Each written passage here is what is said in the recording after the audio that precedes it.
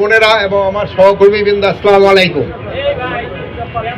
তা আপনারা তো আমার আগে এখানে চলে আসছেন, আপনারা আমাদের অ্যারেঞ্জমেন্ট দেখছেন। এখানে প্রায় ৩৫,০০০ মুসল্লি এখানে ঈদের জামাতে শরীক হন।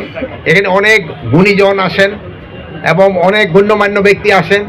তাদের নিরাপত্তার জন্য আমাদের যত ধরনের ব্যবস্থা নেওয়ার কথা আমরা সব ধরনের ব্যবস্থাই নিয়েছি। এখানে যেন সবাই ভালোভাবে ঈদের নামাজটা পড়তে পারে, এই জন্য ধরেন যে তাদের অজুর ব্যবস্থা করা হয়েছে, কারো যদি কোনো পানি ঠানি খাওয়ারও ব্যবস্থা করা হয়েছে, সব কিছুর এখানে ব্যবস্থা আছে। কেউ অসুস্থ হয়ে পড়লে যদি কারো কোনো চিকিৎসার দরকার পড়ে, ওখানে চিকিৎসক এখানে আছেন।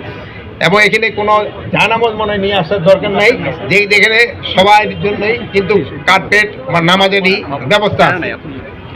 তো আপনারা ভালো থাকেন, দোয়া করবেন আমাদের জন্য।